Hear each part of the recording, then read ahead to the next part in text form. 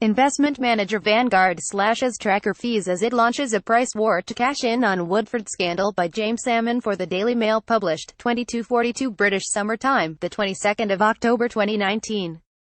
Updated 10:16 British Summer Time, the 25th of October 2019. One of the world's biggest investment managers has today launched a fund price war in the wake of the implosion of Neil Woodford's empire.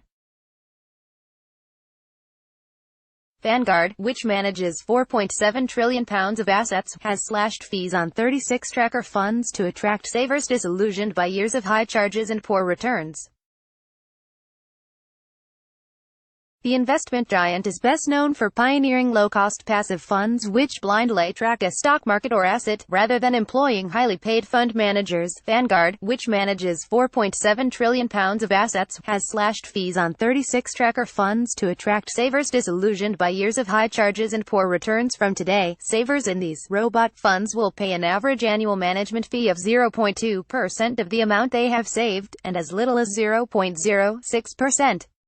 Many investors in Woodford's doomed flagship equity income fund had been paying 0.75% until his empire collapsed last week. Vanguard was planning to make its move before the Woodford debacle, in which thousands of investors have been denied access to their money since June while continuing to pay millions of pounds in management fees, but the American firm, which runs around £100 billion in the UK, is hoping the negative publicity surrounding the downfall of Britain's most feted stockpicker may encourage more savers to switch to cheaper tracker funds. Sean Haggerty, head of Vanguard for Europe, told the Mail, "For too long, investors have been poorly served with high-cost, complex investments. There is still a misconception that the more you pay for an investment, the better it performs. In reality, costs really impact the returns investors make. Investors cannot control the markets, but they can control the fees they pay." The fund management industry has been fiercely criticized for overcharging, and not spelling out how much savers are paying. The city watchdog, the Financial Conduct Authority, has told firms to provide clearer information. Consumer campaigners have long complained that while some active fund managers are worth paying extra for, many fail to beat a stock market tracker while charging a hefty premium for their services. The fee on Vanguard's UK's Equity Income Index fund is being cut from 0.22% to 0.14%.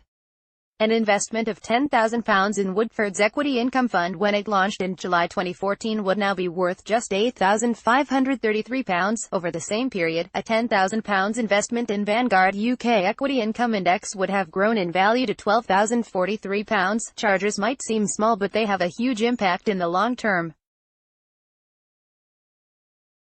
A £10,000 investment which grows 6% a year would be worth £17,908 after 10 years with no charges, but it would be worth £16,602 to £1,306 less if a charge of 0.8% is imposed.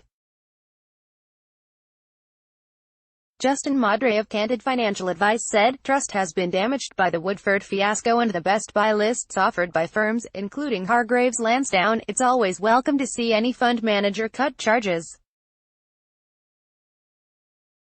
Trackers are a great idea, but investors should not write off active managers, as they can provide better performance. If investors look carefully at what funds are holding, they should not be caught out by the likes of Woodford." Will investors benefit from axing Woodford, and what happens next? Neil Woodford's Equity Income Fund will never reopen, and the star fund manager has seen his empire toppled.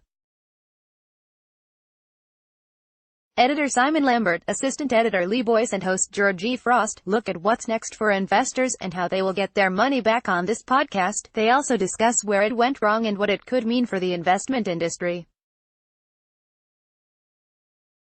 Press play above or listen, and please subscribe if you like the podcast, at Apple Podcasts, Acast, Spotify and Audio Boom, or visit our This Is Money podcast page. Some links in this article may be affiliate links.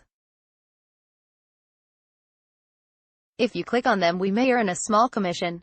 That helps us fund This Is Money, and keep it free to use. We do not write articles to promote products. We do not allow any commercial relationship to affect our editorial independence. Toggle search I want to find. Let's block ads.